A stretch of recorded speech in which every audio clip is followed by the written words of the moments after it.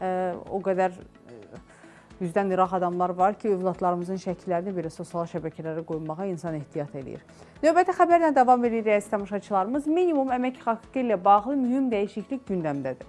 Artıq bu məbləğə hər il ən azı bir dəfə yenidən baxılacaq. İqtisadiyyatçılar hesab edirlər ki, bu addım yalnız aşağı maaş alanların gəlirlərinə deyil, eyni zamanda orta aylıq əmək haqqına və pensiyalara da təsir edəcək.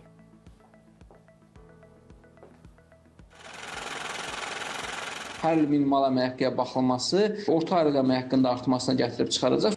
Müvafiq məsələ daha çox büdcənin imkanları, hökumətin müvafiq istiqamətdə təşəbbüsündən asılı idi. Xəbər verildiyi kimi, Əmək Məcəlləsinə minimum əmək haqqı məbləğinə hər il azı bir dəfə yenidən baxılmasına dair əlavə edilib. Minimum əmək haqqı hazırda 400 manat olmaqla işçinin əməyinə görə ona ödənilən maaşın ən aşağı həddidir. İşçiyə bu həddən aşağı məbləğdə əmək haqqı verilməsi qanunla qadağandır. Minimum əmək haqqı məbləği həmçinin vahid tarif cədvəl əsasında ödənilən maaşlara da təsir edir. İqtisadçı Xalid Kərimli deyir ki, qanunvericiliyə edilən əlavə aşağı həddə maaş alanların məvaciblərinin inflyasiyadan daha yaxşı qorunmasına imkan verəcək.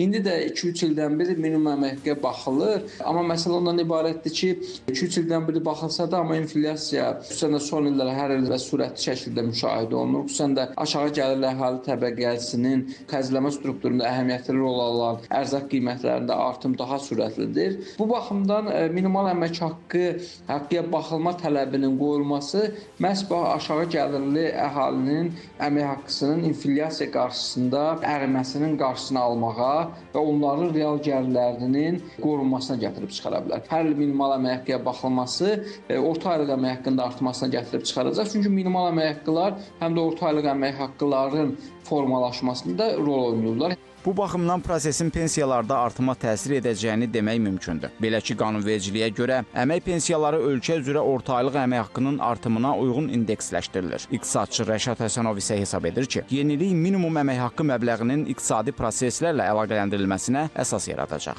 Təcrübə göstərir ki, Azərbaycanda bir sıra hallarda minimum əmək haqqının artım səviyyəsi ilə iqtisadi proseslərin dinamikası, xüsusilə də qiymət dəyişikliklərinin, yəni inflyasiyanın dinamikası arasında birbaşa korrelyasiya yoxdur. Bu günə qədər müvafiq məsələ daha çox büdcənin imkanları, hökumətin müvafiq istiqamətdə təşəbbüsündən asılı idi. Bəzi hallarda ildə hətta 2 dəfə minimum əmək haqqına dəyişikliklər qeyd alınıb. Məsələn, 2019-cu ildə ilin əvvəlində və ilin sonunda müvafiq qərar qəbul edildi. Amma bəzi hallarda yüksək inflyasiya olmasına baxmayaraq minimum əmək haqqı artırılmır. Məsələn, 2026-cı ildə minimum əmək haqqının artırılması ilə bağlı qərar qəbul edilmədi. Qeyd edək ki, yeniliyə əsasən minimum əmək haqqının məbləğinə Nazirlər Kabinetinin təklifləri əsasında ölkə başçısı tərəfindən ildə bir dəfədən az olmayaraq yenidən baxılacaq. Əmək və Əhalinin Sosial Müdafiəsi Nazirliyinin məlumatında da deyilir ki, dəyişiklik əmək sahəsində milli qanunvericiliyin beynəlxalq standartlara uyğun təkmilləşdirilməsində daha bir addımdır.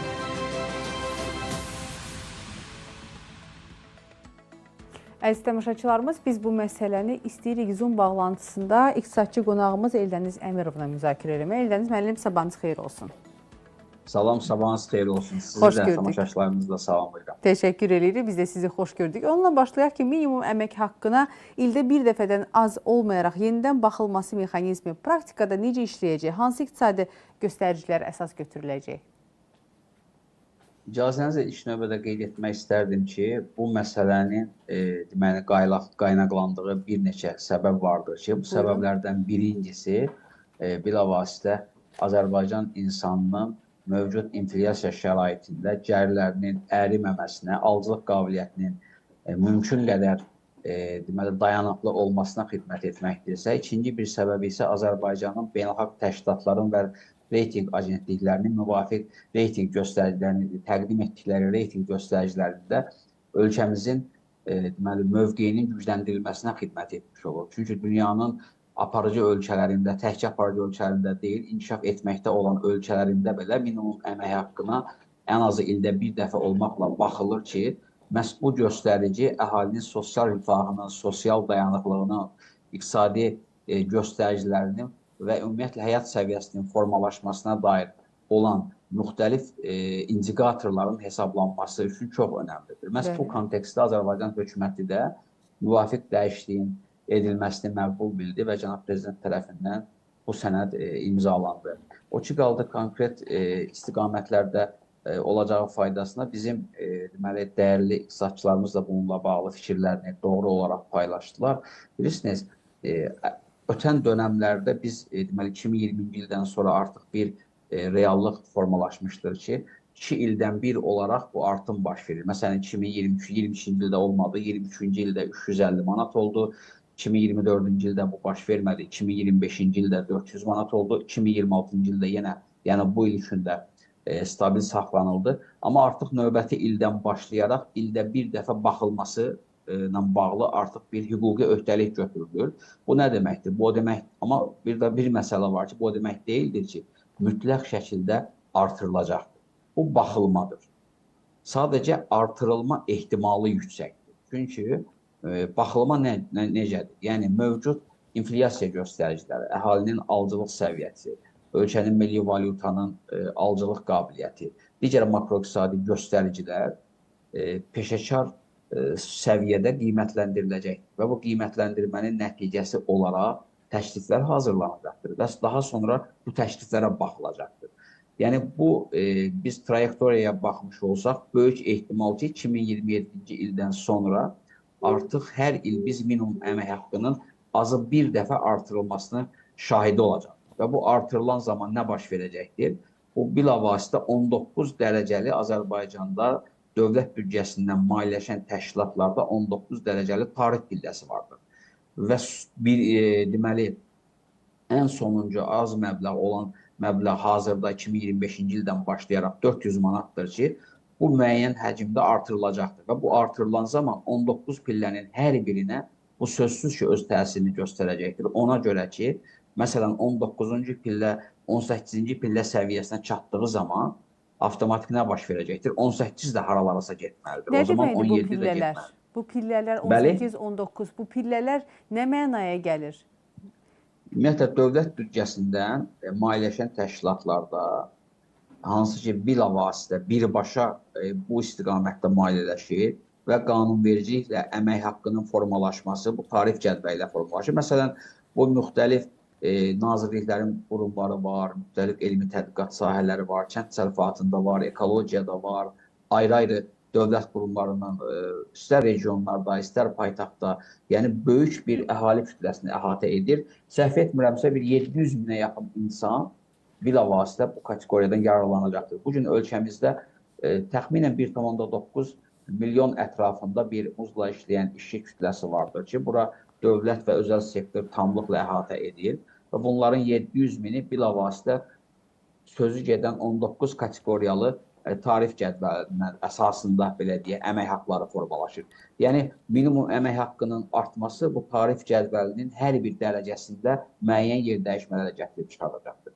Yəni, bu artım baş verirsə, avtomatik olaraq ilin sonunda ortaylıq əmək haqqı göstəricilərinin də təbii ki, artmasına gətirib çıxaracaqdır. Eldəniz müəllim, siz qeyd edirsiniz ki, minimal əmək haqqı 400-450 manat arası olacaq. Əslində fikirləşəndə və başa düşəndə ki, bugünkü gündə qiymətlər nə qədər qalxıb evlərin satışına, heç evləri götürməyək. Adicə marketlərə daxil olanda ətin qiyməti, ərzaqların qiyməti, sən fikirləşirsən ki, bir ailədə əgər bir nəfər işləyirsə ancaq, o 2 uşaq varsa, deyək ki, xanım işləmir, uşaqlara baxır, o 400 manat necə çata bilər bir aya?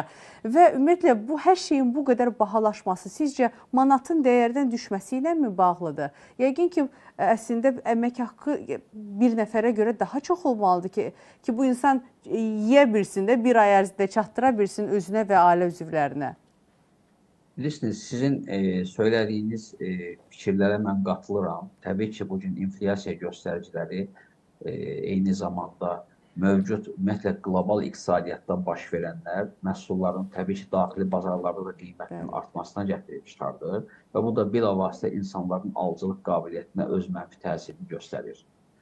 Məsələn, ötən ilin göstəriciləri ilə Azərbaycanda inflyasiya göstəricisi təxminən 5,7%, yəni 6%-ə çatmayan bir həcmdə olmuşdur və alıcı Azərbaycan alıcısı isə marketlərə, dükanlara, bazarlara getdiyi zaman gördüyü məhsulların qiymətində olan artımları daha çox görür və Bəli. sual yaranır ki, axı bu 6%lik deyildi.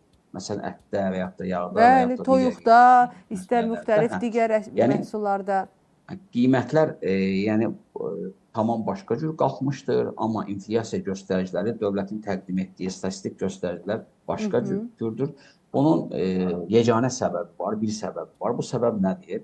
Bu səbəb odur ki, bu gün Azərbaycanda inflyasiya göstəricilərinin hesablanması ilə bağlı olan metodologiyada bilavasitə 538 adda mal və məhsul və xidmət birlikdə bunların deməli qiymət artımları, bunların inflyasiya göstəriciləri hesablanaraq 538 məhsuldan ortaq bir göstərici aldı. Və məsələ nədir? Bunların bəzisi il ərzində heç 1%-də, yəni heç bir deyil, 1% belə qiyməti yüksəlmir. Digər bir istiqamətdə isə bəzi məhsullar olur ki, onların qiyməti 20-25% artır. Amma orta statistik hesabladıqda bu rəqəm gəlir alınır, məsələn 5.7, 5.6 və s. və yaxud da 4 və yaxud da 5. Və Azərbaycan insanının daha çox deməli müraciət etdiyi gündəlik tələbat məhsulları isə ət, yağ və s. bu ümumiyyətlə 538 adlı malın təxminən 50-60-ını maksimum əhatə edir. Və bunlardan 240-dan artıq ərzaq məhsullardır. Və yerdə qalan digər hissəsi qeyri-ərzaq məhsullardır. Eyni zamanda bura xidmətlər daxildir, ödənişli xidmətlər və s. və ilaxır.